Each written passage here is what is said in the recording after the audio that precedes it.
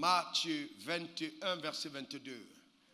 Nous allons donc essayer de conclure. C'est vrai qu'on ne conclut jamais un thème en tant que tel, mais on apporte la portion de la saison concernant le thème, parce qu'il est possible que l'année prochaine, revenant sur le même thème, nous allons dans d'autres horizons, dans d'autres facettes de la vérité, et c'est ce qui est beau en ce qui concerne la parole de Dieu.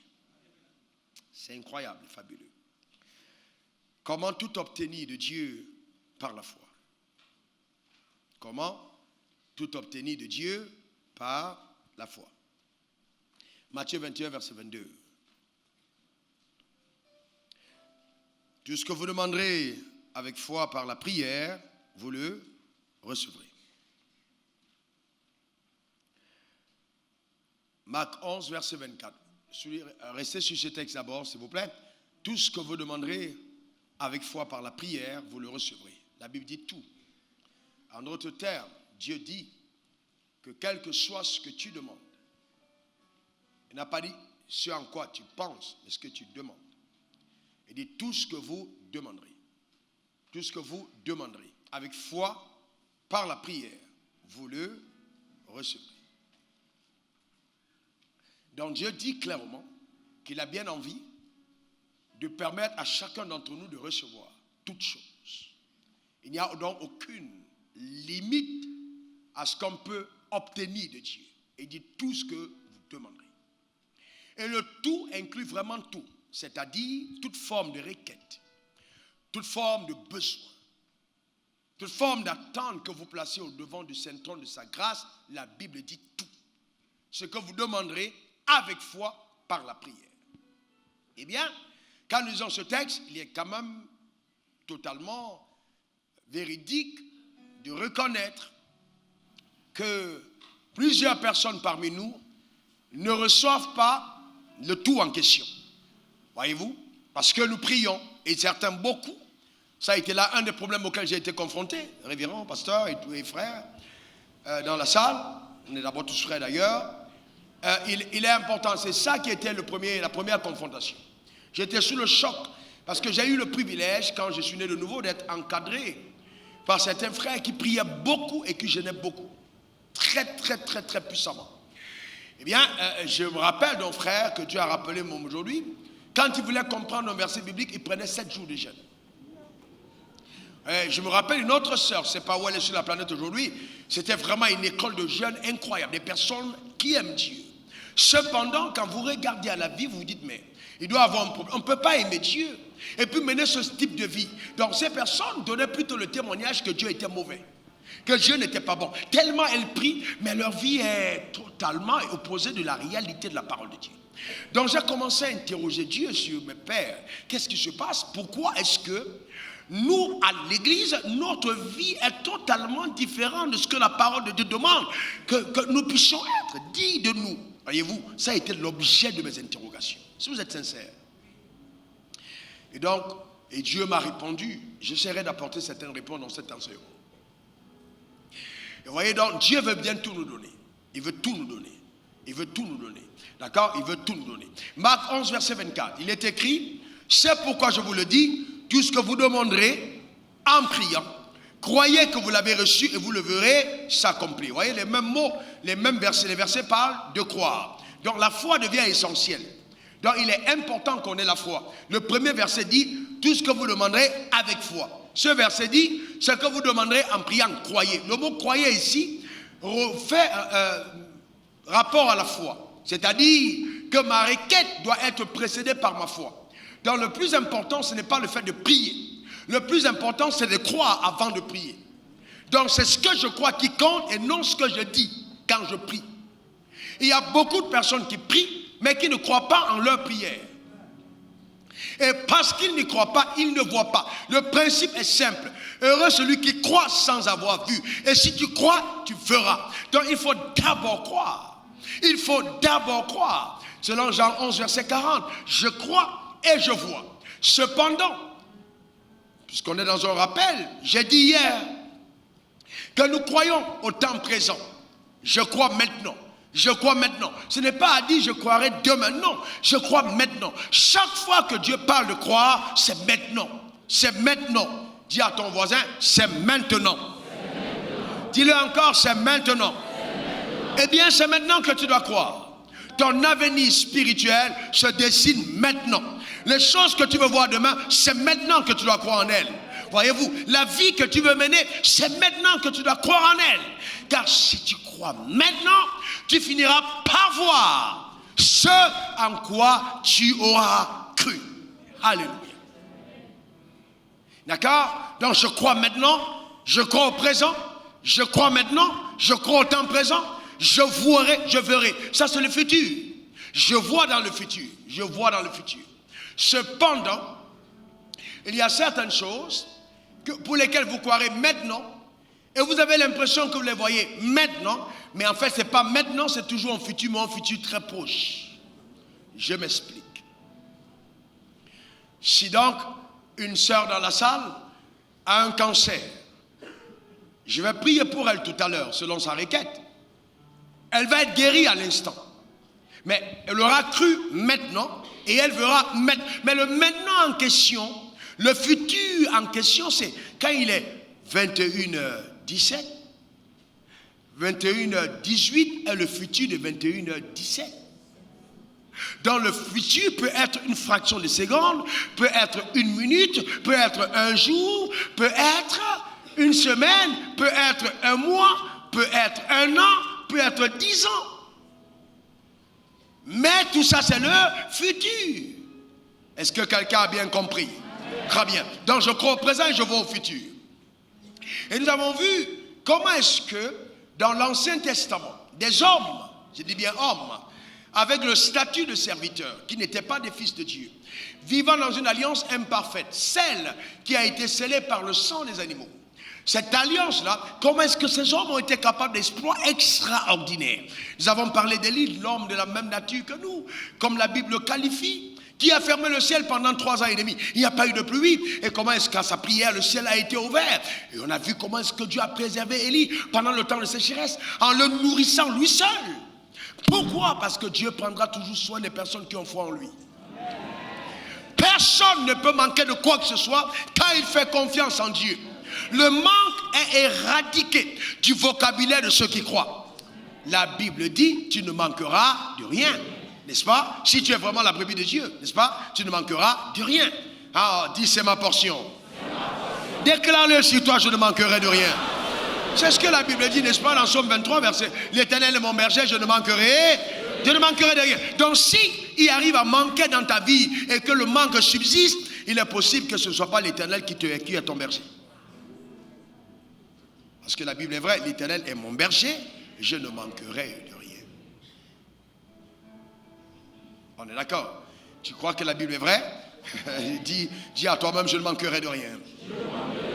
Et on a aussi vu comment est-ce qu'un homme comme Moïse, un homme ordinaire, un homme qui après 40 ans de vie sous le leadership de Pharaon en tant que père adoptif, comment est-ce qu'il s'est rebellé et sorti de ses conditions?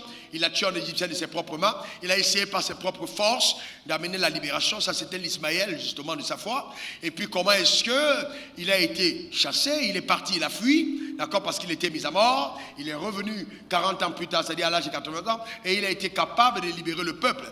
Et il est sorti avec le peuple. Ils ont traversé la mer Rouge par la puissance extraordinaire de Dieu. Ça, c'est exceptionnel. Maintenant, la question que je te pose, est-ce que tu crois, quand tu lis ta Bible, qu'effectivement Moïse a traversé la mer Rouge à sec? Est-ce que tu le crois vraiment? Il y a des personnes quand ils lisent, ils disent bon, dans tous les cas, c'est l'histoire, c'est pas si vrai comment est-ce qu'un homme peut ouvrir la mer Rouge avec un bâton. Si tu n'arrives pas à croire ce qui est écrit dans la Bible, comment crois-tu que Dieu soit capable d'agir dans ta vie? Il faut d'abord que tu acceptes que la parole de Dieu est vraie et que ce qui est écrit, c'est vraiment ce qui a été. Regarde ta Bible et fais un bisou sacré à ta Bible en disant je crois que la parole est vérité. Dis-le encore, je crois. Amen. C'est vrai que l'iPad, ce n'est pas la Bible, mais fais quand même le bisou à la page de la Bible. La parole est vérité. Amen. Eh bien, nous croyons que la parole de Dieu est vraie. Elle ne ment pas. D'accord? C'est ce qui est arrivé avec Moïse. Maintenant, revenons-en à ce qui a été dit hier. Revenons attentivement. Ouvrez votre Bible dans Hébreux 11, verset 1. 11. Hébreux 11, 11. Regardons quelque chose. 11, pas 1, 11. Nous avons défini la foi comme étant la main qui saisit entre les mains de Dieu, la promesse que Dieu a pour nous. La foi comme étant une confiance en Dieu. La foi comme étant une ferme confiance en sa parole et qui est démontrée. Maintenant, revenons. Regardons maintenant attentivement le verset 11. La Bible dit que c'est par la foi que Sarah elle-même, malgré son âge avancé, fut rendue capable d'avoir une postérité parce qu'elle crut à la fidélité de celui qui avait fait la promesse. Qu'est-ce qui se passe? Sarah, d'accord, à son âge, malgré son âge avancé, fut rendue capable d'avoir une postérité parce qu'elle crut à la fidélité de celui qui avait fait la promesse. Voyez-vous, le cas d'Abraham et de Sarah, c'est quand même un cas extraordinaire. Vous voyez, Abraham est un grand homme, il est appelé père de la foi. Malgré le fait qu'il est le père de la foi et marié à Sarah, Dieu ne peut rien faire dans ta vie si ta propre foi n'est pas active. Ton pasteur peut être le pasteur le plus loin de la terre. Tant que ta foi n'est pas active, rien n'arrivera. Tant que Sarah elle-même n'avait pas cru, l'enfant n'est pas venu. Sarah fut rendue capable d'avoir un enfant. Donc c'est par sa foi qu'elle a été rendue capable. Et non par la foi d'Abraham. Tout ce que tu porteras dans ton sein nécessitera ta foi. Tout ce que tu accoucheras nécessitera ta foi. Tu peux jouir de l'enfant d'autrui, mais tu n'auras pas ton enfant sans ta propre foi. Tu peux jouir des richesses de quelqu'un d'autre, mais l'accès à tes richesses demandera ta propre foi. Donne-moi le meilleur des amens. Dis à toi-même, il te faut la foi, Raoul Wafo, il te faut marcher par la foi. Amen. Donc c'est très important. Ok? Elle fut rendue capable d'avoir un enfant. Cependant, regardez Genèse 18, verset 11 à 15. Parce que là, j'ai couru hier. Et ça, c'est ce que je remets. Je remets les fondements pour qu'on continue aujourd'hui. Regardez Genèse 18, 11, 15. La Bible dit, Abraham et Sarah étaient vieux, avancés en âge, et Sarah ne pouvait plus espérer avoir des enfants. Elle rit en elle-même en disant, maintenant que je suis vieille, aurais-je encore des désirs? Genèse 18, 11 à 15. Aurais-je encore des désirs? Mon Seigneur aussi est vieux. L'Éternel dit à Abraham, pourquoi donc Sarah a ri en disant, est-ce que j'aurai vraiment un enfant? Moi qui suis vieille. Et puis regardez ce qui suit. Qu'est-ce que Dieu lui-même dit? Qu'est-ce qu'il dit? Qu'est-ce que Dieu dit? Est-ce qu'on peut lire ce que Dieu dit à haute voix? Verset 14. Y a-t-il rien qui soit étonnant de la part de l'Éternel? Qu'est-ce que Dieu dit? Y a-t-il rien qui soit étonnant de la part de l'Éternel? Au temps fixé, notez-le, au temps fixé, c'est-à-dire qu'il y a des promesses qui doivent attendre le temps qui a été fixé. Donc c'est pas parce que le temps fixé n'est pas encore arrivé que tu n'as pas cru. Le ciel est juste en train de dire, attends le temps fixé. Pourquoi le temps est fixé? Parce que Dieu travaille avec un calendrier. Au temps fixé, il dit quoi? Je reviendrai vers toi. À cette même époque, et Sarah aura un fils. Regardez le verset 15. Sarah mentit. Soulignez-le dans votre Bible. Sarah mentit en disant, je n'ai pas ri. Elle a menti devant Dieu. Je n'ai pas ri. D'accord? Car elle eut peur. Mais il dit, au contraire, tu as ri. Vous savez, Dieu agit comme un père. Sarah tremble. Et si c'était le pasteur, il va dire, Sarah, parce que tu as menti, le miracle est ajourné. Dieu ne va plus rien faire. Dieu dit, ma fille, tu as menti. Mais le mensonge de Sarah n'a pas stoppé la promesse. C'est pas parce qu'elle a menti que Dieu a dit, comme tu as menti, maintenant c'est terminé, tu ne seras plus béni. Non. Et on a des églises où on enseigne aux gens à ne pas rire. Parce que si tu ris trop, Dieu va considérer que tu ris trop et il ne va pas te bénir. Sarah a ri. Mais elle a ri en disant, Dieu, toi aussi, attends, toi aussi. C'est pas que je doute de toi, mais papa, toi-même. Regarde-moi toi-même. Entre nous, on est sortis toutes jeunes, j'avais 65 ans, j'étais belle, etc. Amen, les rois même me regardaient, ils me voulaient pour femme. Maintenant, je suis fatigué, regarde toi-même. Tout est tombé. Comment tu veux qu'une femme comme moi, je puisse avoir un enfant? Elle a commencé à rire. Et Dieu a dit, hey, Sarah, mais pourquoi tu ris? Non, je n'ai pas ri. Vous voyez, Dieu va au-delà de ce qu'on dit. Il a compris la raison pour laquelle Sarah a menti. Il ne s'est pas arrêté à son mensonge, mais il a plutôt regardé la foi qu'il y avait dans le cœur de Sarah avant. Parce qu'elle avait déjà cru en ce que Dieu avait dit. D'accord? C'est pas parce qu'elle a menti après, parce que les choses ont tardé, que Dieu va dire qu'elle n'a pas eu la foi. C'est pour ça que je vous ai dit, souvent ton cœur peut croire, ta tête doute, mais Dieu ne regarde pas à ta tête, il regarde à ton cœur.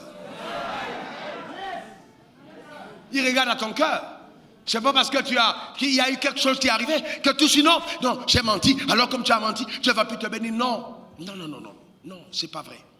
Vous savez, nous devons avoir l'honnêteté, l'intégrité d'enseigner la parole de Dieu telle qu'elle est dans la Bible.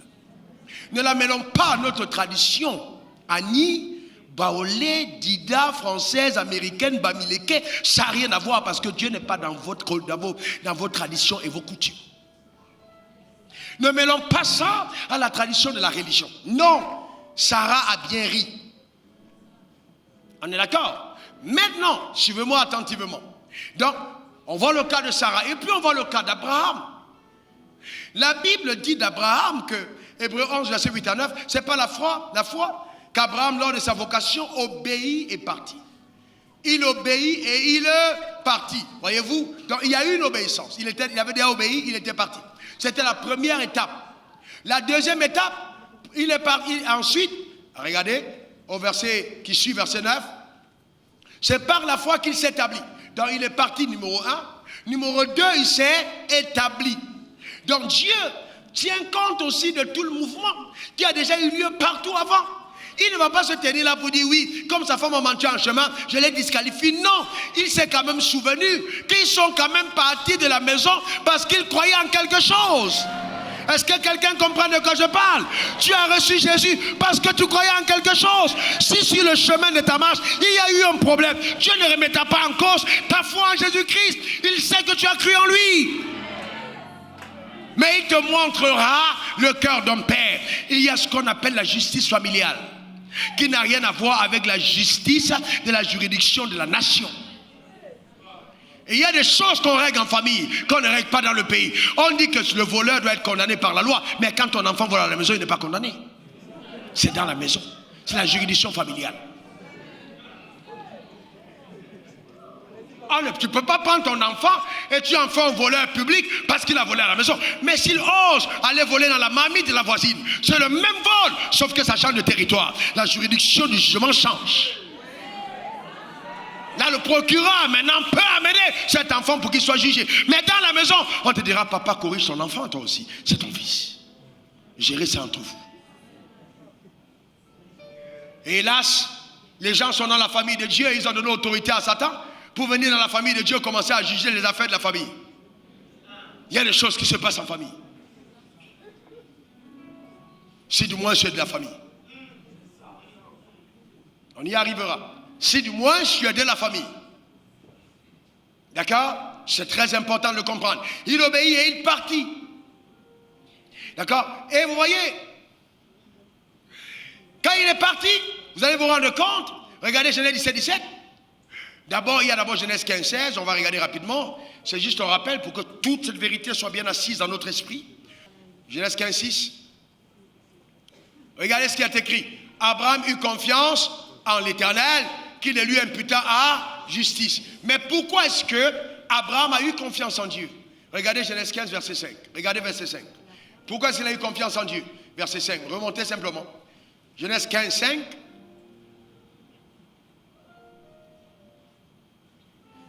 Et après l'avoir conduit dehors, il dit, regarde le ciel et compte les étoiles. Si tu peux les compter, il lui dit, telle sera ta postérité. Mais vous vous rappelez que quand Dieu fait sortir Abraham, il dit, quitte ton pays, t'appartiens à la maison de ton père, je te bénirai, je rendrai ton nom grand, je ferai de toi une source de bénédiction et toutes les nations de la terre seront bénies en toi. Donc quand Abraham part, Abraham a la compréhension que quand Dieu lui a parlé, Dieu lui donnera certainement un enfant qui sera un héritier et qui sera justement l'ancêtre de tous les grands mouvements que Dieu est en train de faire.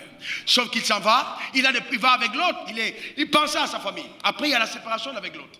Et donc il apprend que l'autre est tenu captif quelque part, il va le libérer. Il récupère les richesses. Il vient, un personnage extraordinaire, appelé Melchisedec sans père ni mère, vient donc se tenir devant lui et il lui apporte la dîme de tout. Dieu apparaît et dit à Abraham, écoute mon gars, j'ai vu tout ce que tu as fait, ta récompense sera très grande. Tu comprends ce que tu me dis, hein? Et là il avait 85 ans, 10 ans se sont écoulés. Tu me dis oui, ma récompense sera grande, mais c'est Eliezer de Damas qui sera mon héritier. J'attends un enfant de toi depuis, mais ça fait 10 ans, je n'ai pas d'enfant. Eliezer sera mon héritier. Dieu lui dit non, reste calme. Ce n'est pas Eliezer de Damas qui sera ton héritier, jamais de la vie. Je suis trop grand pour ne pas tenir ma parole. Reste calme. Il dit Abraham, sors maintenant. Le problème que j'ai avec toi, Abraham, c'est que tu me demandes quelque chose de trop petit, qui ne correspond pas au standard de ce que je vais faire. Tu ne vois pas encore ce que je vais faire. Abraham, viens. Sors de ta maison, viens. Sors, regarde là-haut, regarde les étoiles du ciel. Si tu peux les compter, telle sera ta postérité. Maintenant, Abraham se balade. D'accord, va plutôt t'asseoir. Viens, Abraham se balade, viens. Abraham se balade. Maintenant, quand Abraham marche, qu'est-ce qu'Abraham fait? Il regarde les étoiles. En regardant les étoiles, il commence à visualiser dans son homme intérieur les enfants que Dieu lui a promis. Donc, au lieu d'attendre un enfant, il se rend compte que Dieu pense à plusieurs.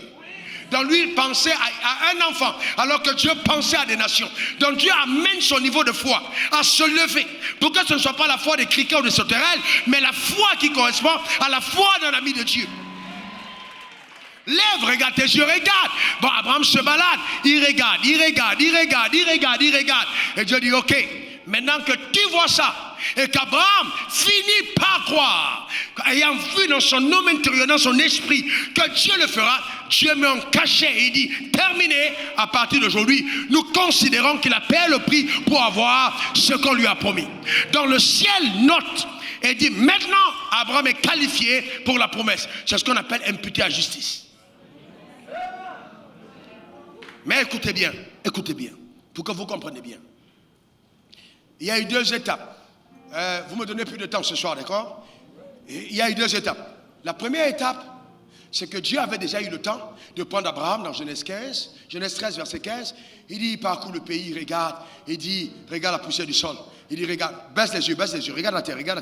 Il dit, telle sera ta postérité. Regarde la terre, regarde.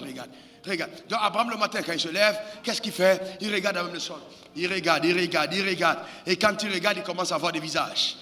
Il voit des visages de certaines personnes qui sont dans d'autres églises que vous connaissez. Mais il les voit là par terre. Il les regarde. Et c'est ce que j'appelle la descendance poussiéreuse. Il les regarde. Le problème de la poussière, c'est que tu peux marcher sur elle. Tu peux l'écraser. Mais elle est quand même là. Descendance. Il regarde. Et n'oublions pas que Dieu a promis 2 descendances à Abraham. Donc il monte d'abord la poussière. Maintenant il arrive qu'Abraham marche la nuit. Et que quand il arrive dans la nuit et qu'il regarde le sol, il ne voit plus les enfants. Parce qu'il y a des moments où les ténèbres arrivent, il y a des moments où le noir arrive, il y a des moments de difficultés. Et en ce moment-là, les promesses qui sont visibles par le sol, tu n'arrives plus à les voir. Et tu commences à douter. Dieu dit à Abraham, reste calme. Je suis le Dieu du jour et le Dieu de la nuit. Le problème, c'est que tu crois en moi le jour. Tu crois en moi jusqu'au 25. Quand ton salaire est fini, tu n'as plus la foi. Maintenant, je vais t'amener à avoir un autre niveau de foi. Là où même en pleine nuit, tu continues de voir ce que tu vois en pleine journée. Donc c'est ainsi qu'il fait sortir Abraham la nuit. Donc qu'est-ce qu'Abraham fait? Abraham a une balade diurne et nocturne. Médite la parole jour et nuit. Donc si tu ne médites que le jour, mais pas la nuit, tu ne peux pas avoir ce que la parole demande. Donc Abraham doit méditer le jour. Médite le jour. Regarde la descendance, regarde là. Alléluia. Il est content, il bat les mains. Dieu va me bénir. Ça, c'est le croyant du jour. Alléluia. Dieu va me lever. Il est content. Son mari vient d'acheter une nouvelle voiture. Elle danse. C'est le jour. Amen. Maintenant, la nuit arrive. Le monsieur dit, je ne veux plus de toi, je veux divorcer. C'est la nuit. Elle regarde le sol, elle ne voit plus rien. Elle ne voit plus rien. Maintenant, Dieu dit, reste calme. Tu ne dois pas seulement t'attarder sur la poussière. Lève maintenant les yeux. Il y a un moment, quand le noir tombe, on n'a plus besoin de regarder par terre. On a besoin de lever le ciel, la tête vers le ciel, pour commencer à voir, pour regarder à l'extérieur là-haut. Non, pourquoi? Parce que la délivrance vient de l'Éternel. Et quand il a levé les yeux, c'est là où Abraham a vu Isaac. Il a vu Jacob. Il a vu Élie. Il a vu Raoul Wafo quelque part. Il a commencé à être content. Ouais, il était content. À partir du moment où il avait vu dans son cœur, Dieu dit, maintenant qu'il a vu, c'est à lui. Ça veut dire quoi? Croire, c'est voir. Avec les yeux de la foi. Voir déjà la chose avant qu'elle n'arrive. C'est pour ça que Jésus dit devant le tombeau de Lazare, Père, je ne prie pas à cause de moi. J'ai déjà vu Lazare sortir. Mais je prie à cause d'eux, afin qu'ils sachent que tu es un Dieu capable de faire des choses extraordinaires. Lazare, Lazare, sors! Et puis Lazare, boum, boum. Il dit, maintenant j'ai fait ma part, déliez-le, laissez-le partir. Voyez-vous, c'est ça la foi. C'est ça la foi. Quand même la nuit est tombée et que rien ne te donne d'avoir ce sur quoi t'appuyer, tu continues de dire, je crois. Tu continues de dire, je crois. Tu continues de dire, je crois. Amen. Et vous voyez, j'ai un problème, beaucoup de problèmes avec la descendance poussiéreuse. Il y a deux descendances. Ne luttez jamais contre un enfant de Dieu qui dit, on ne peut pas être riche, on ne peut pas être élevé.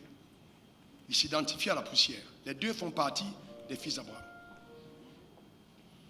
Il y a des gens sur qui on marche. Il y a des gens qu'on les piétine, qu'on écrase, mais ils sont quand même de Dieu. Et ils sont contents de cette position-là. Oh Seigneur, merci de m'avoir donné le cancer. Je vais te rendre grâce parce qu'à cause de toi, on a chassé mes enfants à l'école. Je bénis ton nom parce que mon mari vient de perdre le travail. Oh Seigneur, tu es en train de nous punir. Nous allons subir la punition. On ne va pas abandonner. Seigneur, même s'ils viennent prendre le lit, même s'ils viennent prendre les frigos, on s'en fout. Nous, on est là, on t'aime, Seigneur, nous t'aimons. Alléluia. Et ils sont en train de parler du Dieu qui a créé le ciel et la terre. Comme si un jour, vous pouvez donner à vos enfants de subir les maltraitances avant qu'ils ne mangent à table. Voilà le vrai problème de beaucoup d'enfants de Dieu. Le concept erroné qu'on a de Dieu. On pense que ce sont nos propres efforts, nos propres sacrifices qui nous amènent à obtenir ce que Dieu nous a réservé. Maintenant, je vais plus loin, frères et sœurs. Écoutez-moi attentivement. Abraham lui-même, après cet événement, il a encore ri. Regardez dans la Bible. Regardez dans la Bible. Hein? Regardez dans la Bible. Parce que souvent, quand on dit Sarah a ri, les hommes sont contents. Abraham aussi a ri. D'accord? Il a ri. D'accord? Il rit. Genèse 18, versets 11 à 15. Voyez-vous, c'est dans Genèse 15, verset 6, que cela lui a été imputé à justice. Vrai ou faux? Maintenant, regardez Genèse 17, exactement. Affiché, oui. Abraham tomba sur sa face et il rit. Genèse 17, 17. Abraham tomba sur sa face et il rit et il dit en son cœur, naîtra-t-il à un homme de 100 ans, un fils à un homme de 100 ans, et Sarah, âgée de 99 ans, enfanterait-elle? Est-ce que Abraham n'a pas ri? Est-ce que Abraham n'a pas ri? Voyez-vous, souvent vous accusez votre femme de rire alors qu'en fait c'est votre rire qui a été contagieux.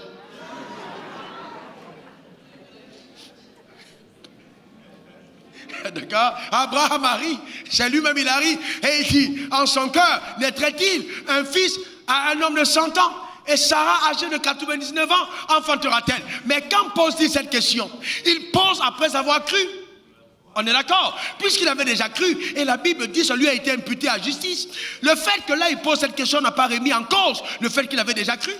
Donc souvent, il y a des doutes légitimes qui naissent de vos pensées, mais qui n'ont rien à voir avec ce que votre cœur a accepté. Et même dans le cas d'Abraham, il rit dans son cœur. Dans le même cœur qu'il avait cru, il rit à l'intérieur de lui-même, disant, mais comment est-ce possible ça? Voyez-vous, Dieu prend souvent un énorme plaisir à compliquer les choses qu'il veut faire, afin de vous montrer que quand ça se complique, pour lui, ça devient facile. Et un homme comme Élie le savait si bien, face au prophète de Baal, quand les gens sont venus, ils ont commencé à prier, ils ont dit que le feu descende, que le feu descende. Élie est arrivé, il dit, si c'est facile comme ça, Dieu ne va pas agir. Qu'est-ce qu'il a fait? Il a pris des seaux d'eau, il a versé sur les sacrifices. Les gens ont commencé à dire, il est bête, il est fou. Comment il peut verser de l'eau sur les sacrifices? En versant de l'eau, le feu ne prendra pas. Mais il connaissait Dieu. Il sait que plus c'est compliqué, mieux c'est bon. D'accord? Donc il a compliqué d'abord la situation. Il a mouillé le sacrifice et il a appelé le feu. Le feu est tombé sur le sacrifice. Dieu est capable de défier la science. Dieu est capable de défier les lois de la nature. Parce que c'est lui qui les a établies. Il n'est pas limité par les lois qu'il a établies. Il peut faire au-dessus de ces lois. Je vois Dieu te surprendre. Je vois la main de Dieu agir dans ta vie puissamment au nom suprême de Jésus. Donne-moi le meilleur des amens. Donne-moi le meilleur des amens. Il y a toujours des gens qui sont là pour douter de ce que Dieu soit capable de faire. Et c'est pitoyable de servir Dieu, de ne pas croire que Dieu soit capable d'agir. C'est pitoyable. J'ai enseigné en Sierra Leone. Cette histoire, je la raconte partout. Et donc, j'étais jeune prédicateur. Je sortais de l'école de mission. On était en pleine formation. Et donc, on nous a envoyés dans une école biblique. Et là, il fallait donc enseigner. Et dans ce jour-là, moi, j'ai prié. Et puis Dieu m'a dit, tu parleras de la foi. Donc, j'ai commencé à enseigner sur la foi. Et il y a des gens qui sont là. Vous savez, souvent, quand Dieu utilise quelqu'un, et il parle de certaines choses, vous avez l'impression qu'il vous met en minorité. Ce n'était pas une compétition, non. C'était juste que je partageais ce que je croyais qui était vrai de la parole de Dieu. Alors une jeune missionnaire s'est levée là, d'un certain âge, plus âgée que moi, et elle dit donc, si c'est vrai que ce que ce pasteur est en train d'enseigner, d'accord, voilà un fou qui est en train de marcher derrière la salle. Appelez-le, on prie pour lui. Vous savez, il y a des gens qui sont dans la maison de Dieu, mais ils ne croient pas à la parole de Dieu. Ils disent que les miracles sont terminés. Elles devaient faire partie de cette école. Il y a des gens qui sont de l'école de Moïse, d'autres sont de l'école de... Il y a tellement de gens. Vous les voyez, vous les remarquez par la dureté de leur visage. Vous les voyez, ils rient jamais. Ils sont enfants de Dieu, ils ont tout le visage serré. Quand ils arrivent quelque part, ils voient des choses beaux. Est-ce que Dieu peut être ici? Regarde, quand ils te voient habillés, ils savent qu'ils se disent tu ne peux pas prier. Il y a des gens qui sont tombés en transe, qui m'ont vu prêcher. Pas parce que c'était l'onction, mais ils étaient estomaqués. Il peut prier, prêcher. Parce que déjà, ils étaient dans leur tête sûrs qu'un homme pareil ne peut pas prier. Quelqu'un a dit un jour en face que, mais comment vous pensez que Pasteur Wafo peut prier? Comment? Regardez comment il est propre. Il peut prier comme si le Dieu que je prie est sale. Vous comprenez ce que les gens tellement, c'est dans leur tête en fait. Voyez-vous? Donc la femme a dit, ah si c'est vrai qu'on prie pour lui. On a fait venir le fou. Et moi c'était la première fois que j'allais faire face à ce genre de situation. Donc tout le monde m'a regardé et personne ne voulait être à ma place. Et donc je suis rentré. Personne ne voulait être à ma place. Personne. Le gars était fou, véritablement fou, en habit de fou. C'est pas une affaire de non. Non, pas qu'il perd fou à l'apparence. Comme des fous de pauvres. Il est entré dans la salle. Mais vous savez, quand vous marchez avec Dieu, les événements qui arrivent ne sont jamais par hasard. Jamais pas. Si quelqu'un meurt dans cette salle aujourd'hui, il rentrera vivant. T'as pas compris? Non, non, sérieusement. Écoutez-moi très bien. Si je suis quelque part et puis quelqu'un tombe, il meurt, c'est que Dieu a voulu qu'il vive. L'apôtre Paul le savait, il enseigne la nuit au matin, on dit un gars est tombé. Il dit c'est bon, c'est une bonne occasion pour prouver que ce qu'il enseigne est vrai. Montez le gars et puis on va prier pour lui. Dieu va toujours veiller sur sa parole aussi longtemps que vous êtes audacieux. Quelqu'un dit audace. Quelqu'un dit audace.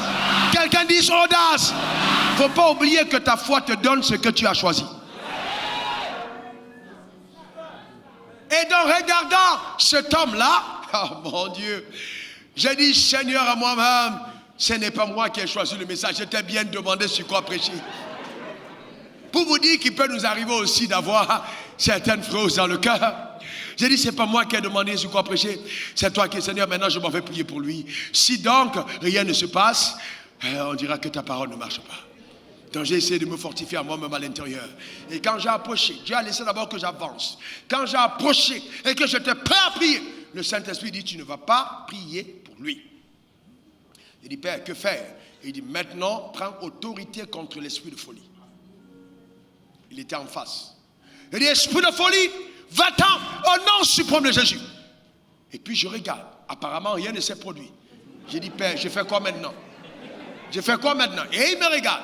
Il dit, demande-lui d'accepter Jésus dans sa vie comme étant son Seigneur et son Sauveur personnel. Maintenant, on tend le micro, il dit, donne-lui le micro. Il dit, Seigneur Jésus, Seigneur Jésus. Et il répète toute la prière. Encore là, tout le monde pense que c'est juste le fou qui répète.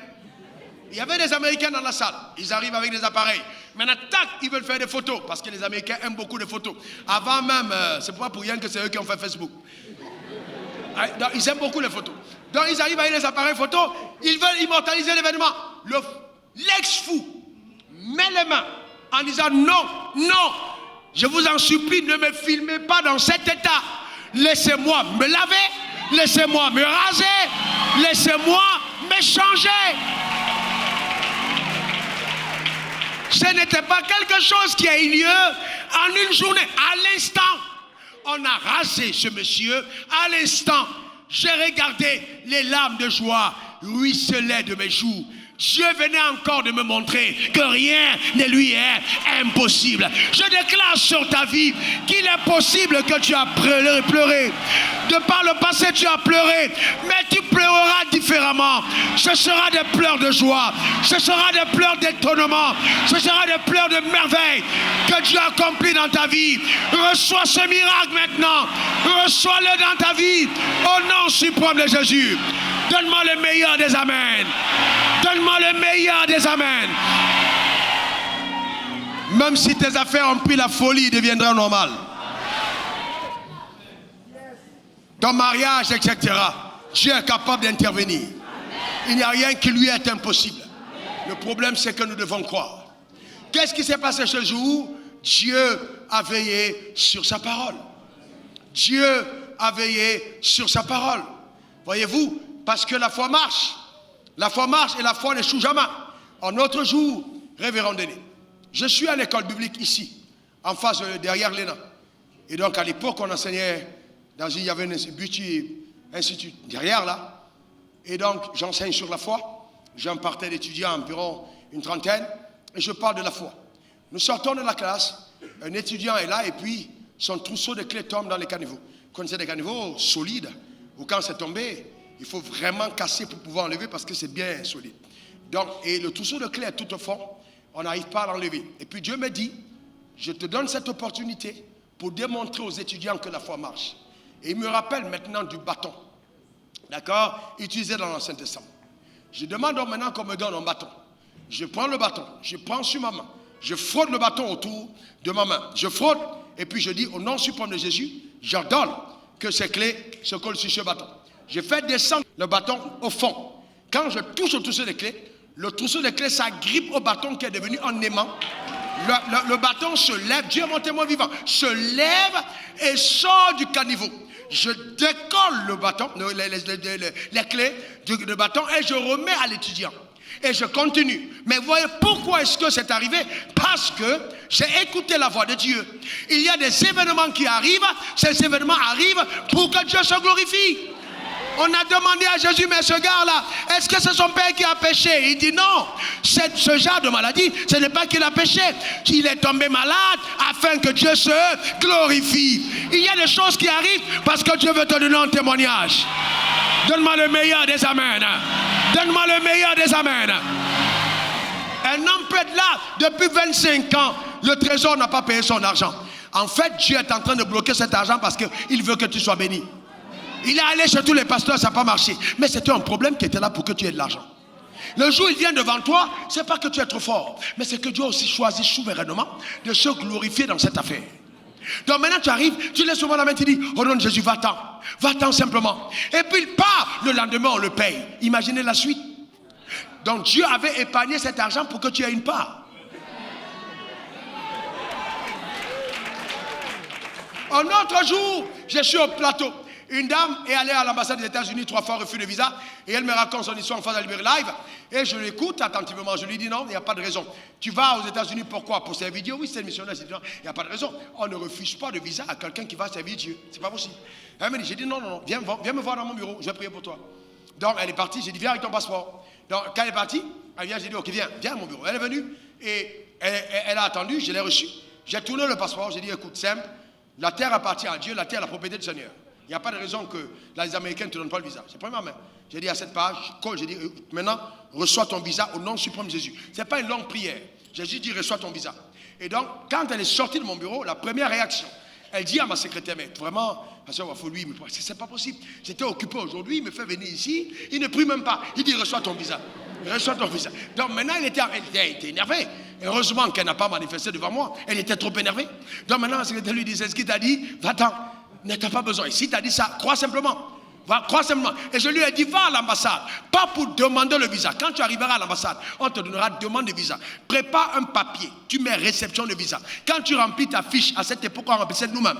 Tu bloques demande et tu mets réception. Donc quand tu vas aller remplir, ce n'est pas pour demander. Tu vas aller à l'ambassade parce que l'incirconcis qui est là et qui a voulu t'empêcher d'aller jouir des propriétés de ton père est obligé de te donner le visa que ton père a réservé. Est-ce que quelqu'un comprend? Là, elle est partie avec les mêmes papiers, 3 fois refus. La même année, on lui a donné le visa.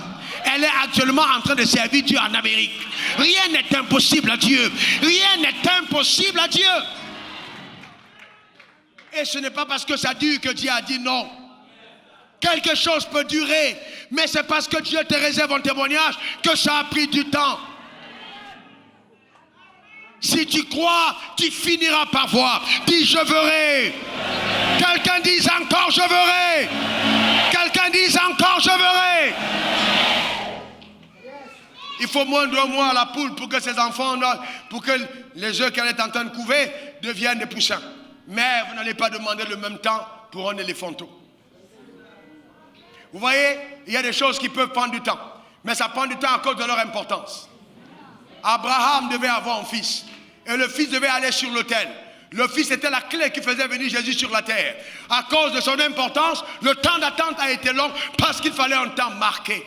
Plus des requêtes collaborent avec le calendrier de Dieu, alors le temps aussi subira l'influence du ciel.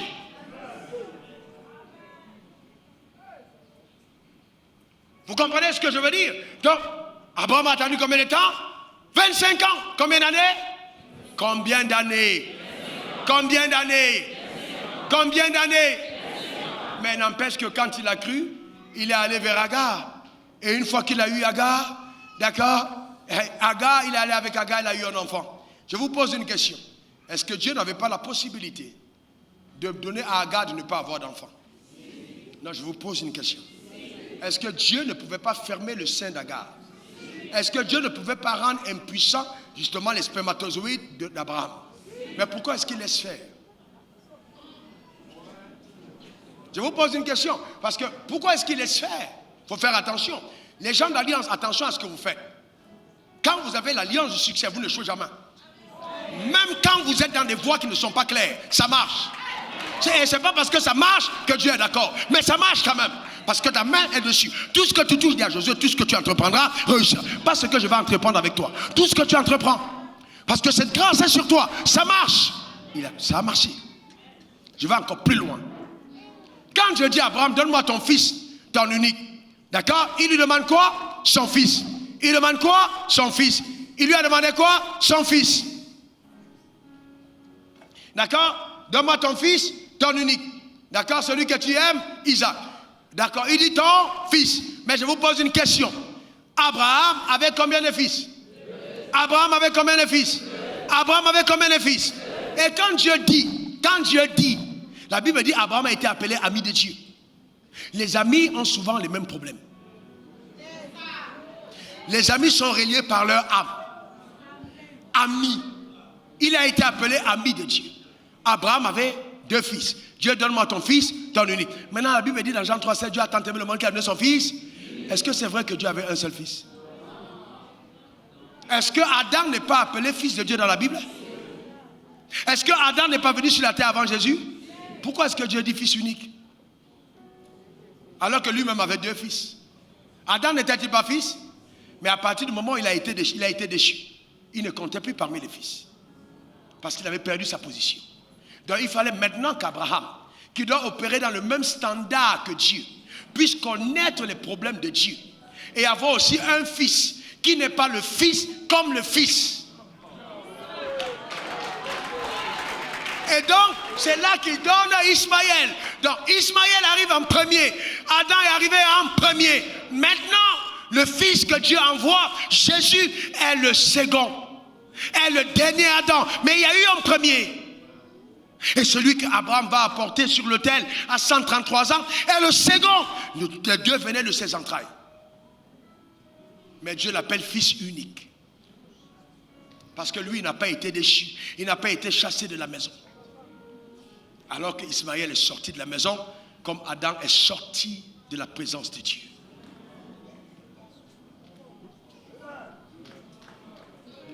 Est-ce que vous savez qu'à cause de la main de Dieu sur votre vie, il y a des choses qui arrivent que vous ne pouvez pas éviter? Jamais. Il y a des histoires qui vous arriveront que vous n'allez pas éviter. Vous ne pouvez pas les... Vous voulez, mais ça arrive. Et ce n'est pas toujours du bonbon. Souvent c'est amer.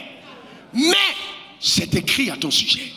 Tu dois passer par là. Tu dois porter cette croix. Tu ne peux pas l'éviter. Tu vas prier 1000 ans, mais ça va arriver.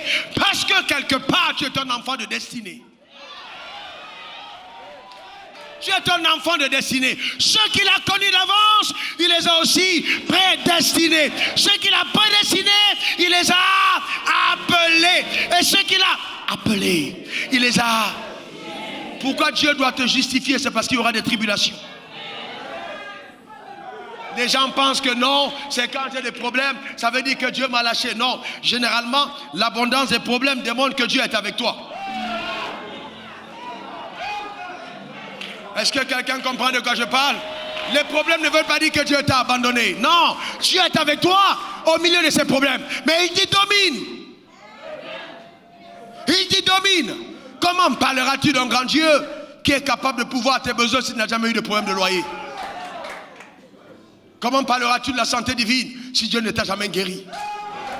Aujourd'hui, on a des prédicateurs qui prêchent la Bible, mais qui ne prêchent pas la vie. Il y a une différence entre la Bible et la vie. La vie, c'est ce que tu as vécu. La vie, ce sont tes expériences. La vie, c'est ce que tu as traversé. Ne lis pas l'histoire de Daniel et puis tu dis, je ne veux pas aller au feu. Non, non, non, non, non, non. Il faut aussi pas lire cette histoire et dire, je n'ai pas envie de rencontrer le lion. Tu dois faire face au lion. Il va te regarder en face, face à face. Et le lion va te regarder, tu vas regarder le lion, mais le lion va rester calme. Va rester calme en se souvenant que tu descends d'Adam. Et que l'homme dans le jardin d'Éden régnait sur les animaux. Et que l'ordre des choses, ce n'est pas que l'animal mange l'homme, mais qu'il mange les bêtes et que tu n'es pas une bête. L'animal va rester calme en reconnaissant son maître. Les tempêtes vont se calmer en reconnaissant ta présence. Parce que tu n'es pas n'importe qui. Il faut que tu comprennes quelle est la position que tu occupes. Quelqu'un me donne le meilleur des amens. Quelqu'un me donne le meilleur des amens. La vie chrétienne n'est pas une vie de gâteau au lait. Non, c'est pas ce qu'on nous a enseigné. C'est une vie d'adversité. Tu as été conçu. Dans tes ADN se trouve la capacité de résister aux problèmes. Il faut être fort. Il faut tenir ferme. Est-ce que quelqu'un comprend de quoi je parle?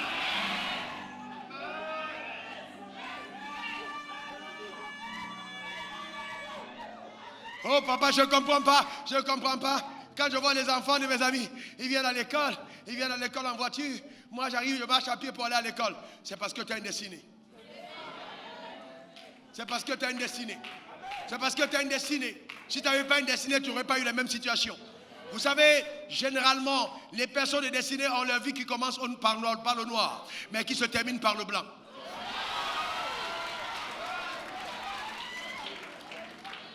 Au commencement, Dieu créait les cieux et la terre était informe et vide, il y avait des ténèbres. Il y avait quoi? Des ténèbres. Il y avait quoi? Des ténèbres. Il y avait quoi? Des ténèbres. On commence tous dans le noir. On commence tous dans le monde avant de connaître la lumière. Donc ce n'est pas parce que tu es dans le noir que tu es dans le noir. La lumière viendra te chercher dans le noir. La lumière viendra briller dans le noir. La gloire de Dieu éclatera dans ce noir. Que quelqu'un dise yes. Que quelqu'un dise encore yes. Dieu attend Abraham. Et Abraham est là. Et la Bible dit, c'est par la foi. C'est par la foi. C'est par la foi. Abraham est âgé de 100 ans. 100 ans. Dieu lui dit, tu auras un enfant. Comment Abraham va faire? Frères et sœurs, laissez-moi vous dire une chose. Allons dans la Bible. Romains 4. Je vais montrer quelque chose rapidement, mais calmement. Romains 4, verset 18 à 22. Romains 4, 18 à 22. Romains 4, 18 à 22. Regardez ce qui est écrit. Espérant contre toute espérance. Espérant contre toute espérance. Espérant contre toute espérance. Espérant contre toute espérance. Ça veut dire qu'il arrive des moments dans la vie où il n'y a rien sur lequel tu peux t'appuyer. Espérant contre toute espérance. Espérant contre toute espérance, il crut. Il crut. En sorte qu'il devienne père d'un grand nombre de nations. Selon qui lui avait été dit, telle sera ta postérité. Regardez le verset 19. Et s'enfaiblit dans la foi. Et s'enfaiblit dans la foi. Il ne considéra point que son corps était déjà usé, puisqu'il avait près de 100 ans et que Sarah n'était plus en mesure d'avoir des enfants. Il ne douta point par incrédulité au sujet de la promesse de Dieu. Mais il fut fortifié par la foi, donnant gloire à Dieu. Et ayant la pleine conviction que ce que Dieu lui promet, il peut aussi l'accomplir. C'est pourquoi cela lui fut imputé à justice. Voyez-vous, la Bible parle là de deux adversaires redoutables. Premièrement, le temps. Le temps. Il y a eu les 100 ans, le temps qui passe. Le temps qui passe. Tu dis non, ça fait longtemps. Ça fait longtemps. J'attends, ça fait longtemps. Et il y a des gens qui s'inquiètent au sujet de mariage. Pasteur, il n'y a personne qui me demande en mariage. C'est comme si je suis maudit. En fait, fais attention si tout le monde te demande en mariage. Parce que l'affluence des clients vers une paire de chaussures demande que ça coûte moins cher.